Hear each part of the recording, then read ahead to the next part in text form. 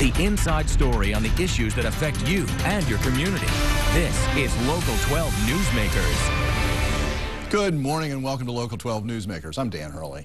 We start with a mini history lesson. What a surprise. The United States is essentially a two-party country. Unlike parliamentary systems, we prefer that the major parties hammer out factional differences before elections, forming coalition governments after an election. In the United States, third parties, or proto-parties like the Tea Party, emerge when the major parties lose touch with the sentiments of a segment of the electorate. Success for a third party is measured by its ability to get one or both of the major parties to adopt a substantial portion of its positions. That means the fate of third parties is to get absorbed by a major party. But not in Cincinnati. We are one of the few places in the nation that has sustained a three-party system over an extended period of time. The Cincinnati Charter Committee emerged in the early 1920s. Idealistic young veterans returning from World War I were fed up with the inefficiency and corruption of the Republican political coalition led by Rudolph Heinemann, the successor to the more famous George Cox. Between October 1923 and November 1925, reformers of many stripes coalesced to defeat the tax levy the gang put forward, write a new charter, and build a professional management into the operations of the city. Got it passed, and then ran a slate of candidates for council led by Murray Seasongood, who would implement the new charter. Over the years, charter fostered the careers of such outstanding council members as Ted Berry, Charlie Taft, and Bobby Stern. Because there was no functioning Democratic Party in the city until the 1950s, the charter became institutionalized. And when the Democrats finally began to function, they formed a coalition with charter that took power of city council in 1971. In the last election, charter endorsed 4 candidates: Kevin Flynn, the former chair of charter, Democrats David Mann, Yvette Simpson, also a Democrat, and Republican Amy Murray. I am joined this morning by the new president of the Charter Committee. They prefer the term committee to party, Colin Groth.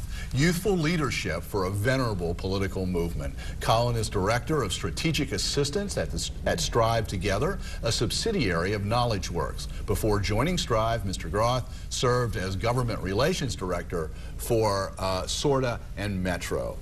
Colin, welcome back to Newsmakers. Thanks, and congratulations on being president. Let's just start out. The Charter has used the tagline for years, the good government people.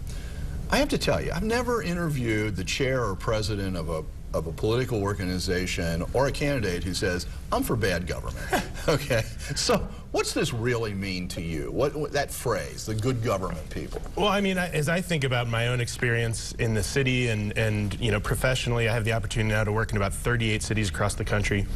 Through Strive. Through Strive. And what I see is the communities that are really effective, the governments that are really effective, are those that are coming together, bringing public, private, and social sector together to solve big, intractable issues.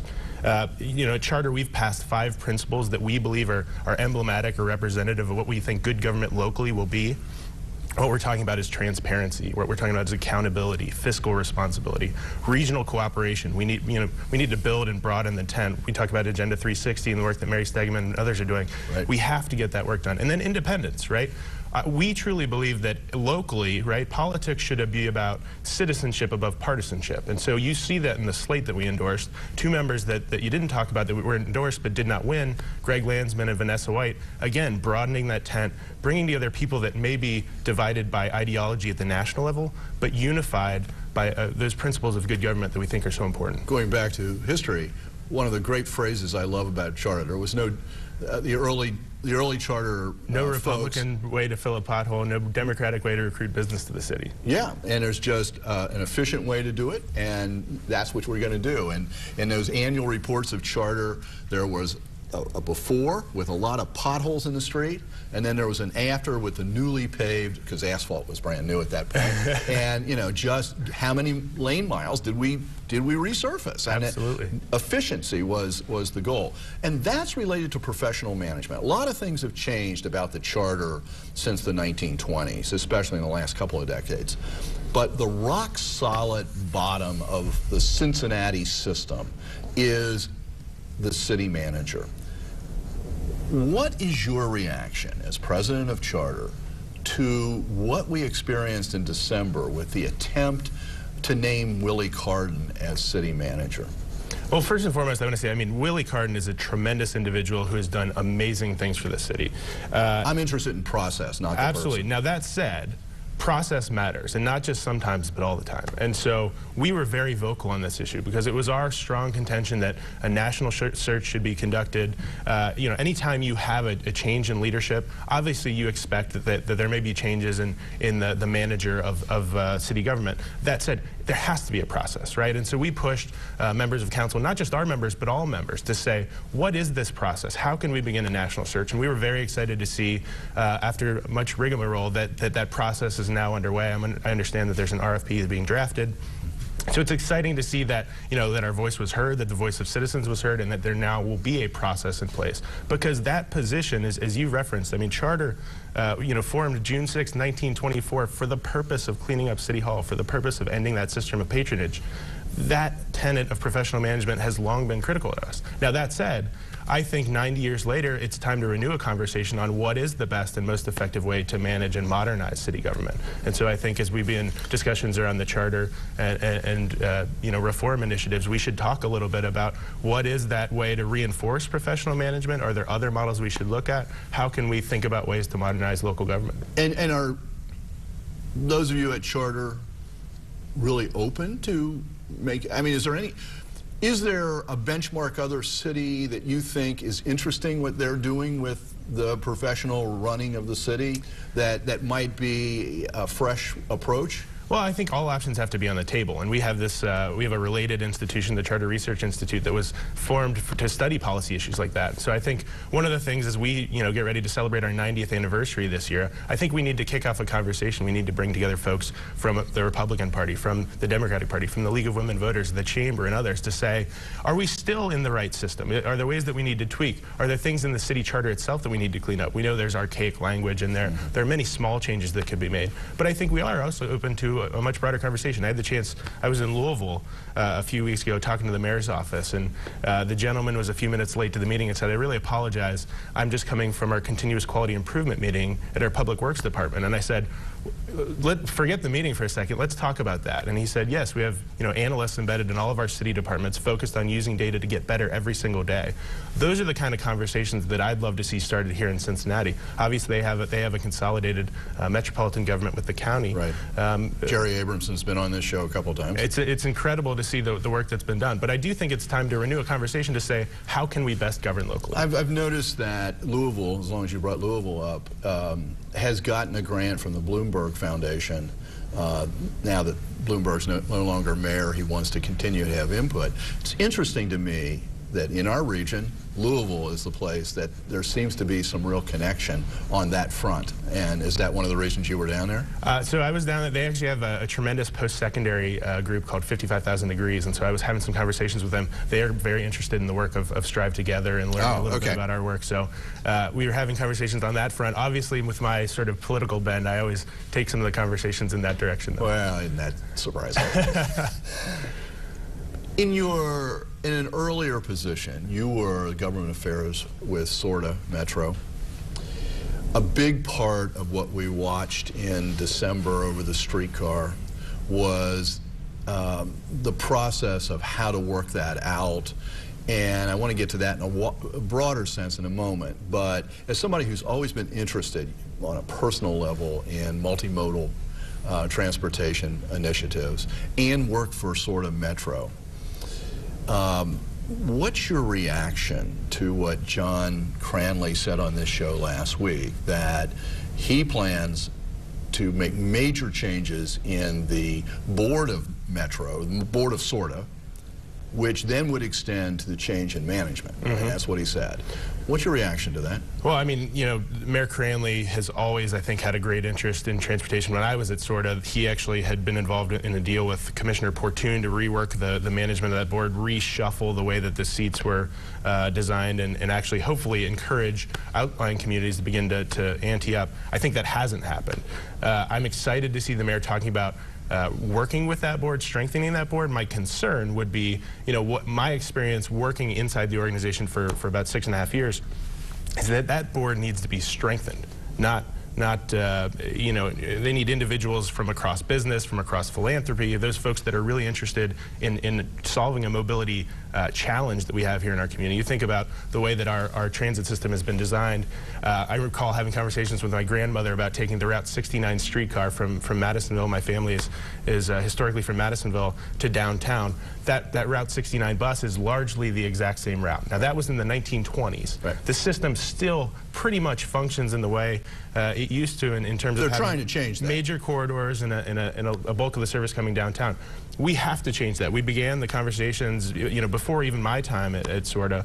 But the board, you know, any board, public serving board, we should be looking for individuals. I was talking to Tom Cody earlier this week about the way that they have... Former head of Macy's here. Former head of Macy's, now is the chair of the Cincinnati Children's Hospital Medical Center Board.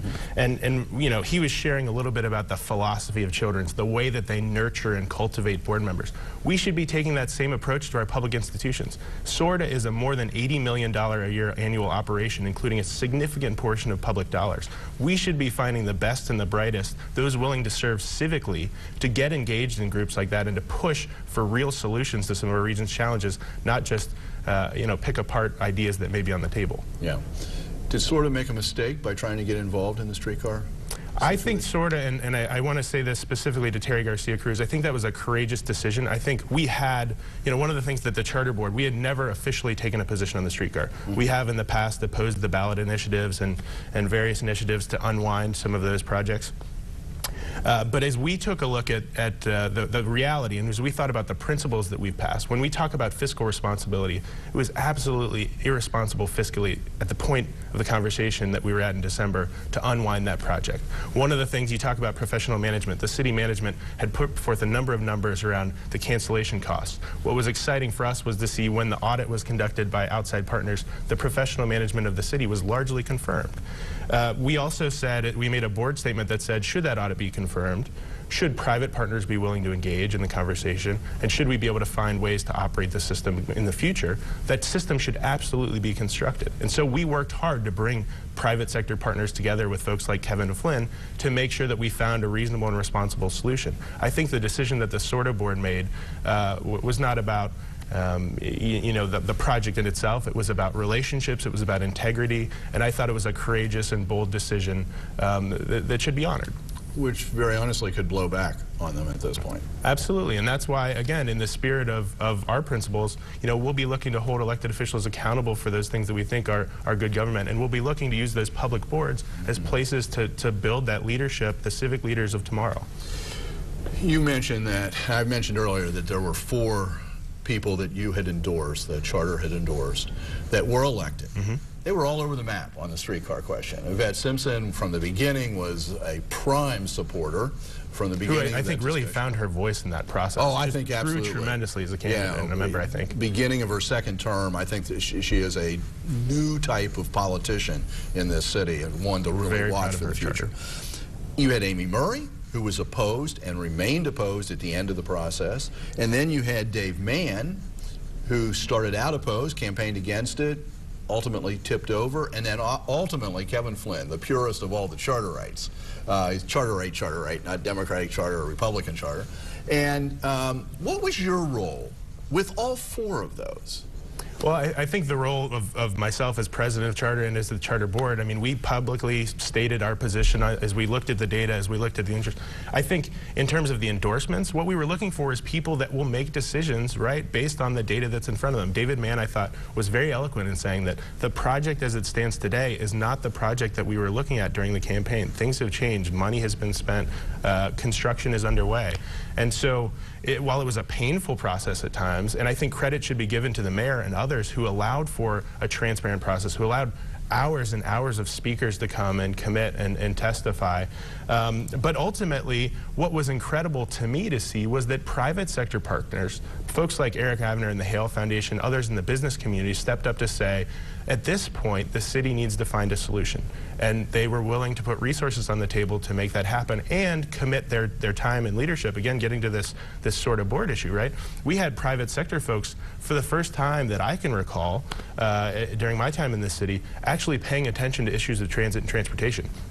to me, that's a great opportunity to spin some of those private partners into positions of leadership around transit and transportation, and to get that public-private commission for them. We saw it happen with the Banks project. We've seen it happen with 3CDC. What a great opportunity to bring public and private sector partners to the table to say, what does our transportation system moving forward look like? When I was having conversations with business leaders during the build-up to the vote, you know, asking and encouraging them to get involved in the conversation, what I heard consistently was, we need to get up the hill. We need to find ways for our employees to access different parts of the community. We need to be able to attract and recruit talent to feed our corporate pipeline. These are all things that I think won't just happen with this first phase of streetcar, but you know, the conversation has to be about what is our regional mobility strategy, not just vehicular, not just transit, not just pedestrian or bike, but how do we want to move people and goods effectively throughout our region? I want to touch on one last area. In that process in November, December, there was this grassroots movement. And you know that I hope to have Ryan Messer here this morning, and he has to be out of town on business. I hope to have him next week. What do you see in terms of the relationship of that grassroots movement and the future of charter?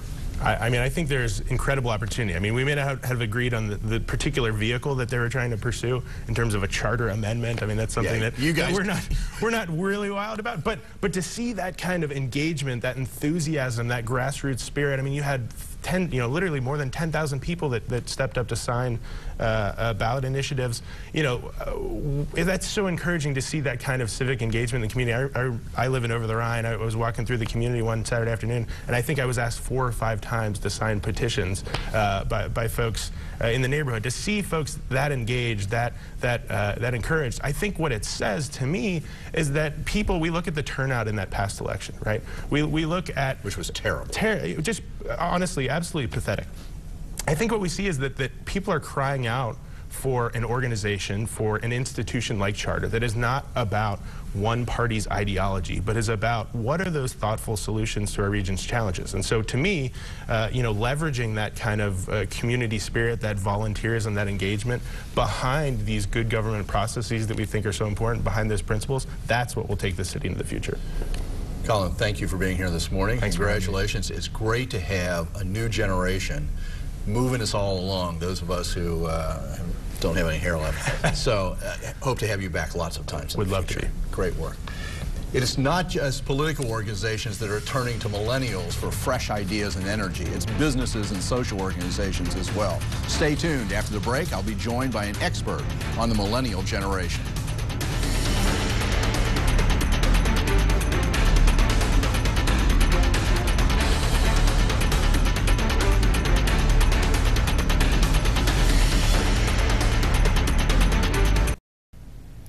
Each generation has its own personality, contributing its own gifts and challenges. Today, businesses are trying to adjust to the millennials, those who were born from the 1980s into the early 2000s. Millennials are thought of as tech-savvy, good multitaskers, collaborative, but sometimes frustrating for employers because of their expectations about work-life balance and attention spans seemingly set by Twitter. Welcome back. I am joined this morning by Felicia Brown, a native of Cincinnati, who now lives in New York City. Felicia was one of the 100 young leaders selected by the White House to host President Obama's Youth Roundtable. She works on a variety of projects, most of them related to millennials. Felicia, welcome to Newsmakers. Welcome back to Cincinnati. Glad we could catch you while you were in town. Thank you. Thank you for having me. I'm so excited. You know, as a baby boomer, and I was the front end of the baby boomers, 1946, okay? So, are baby boomers and millennials really that much different? I mean, we were always the problem children. We screwed up everything. Too many of us, rebellious, so are we really that much different? I would have to say no.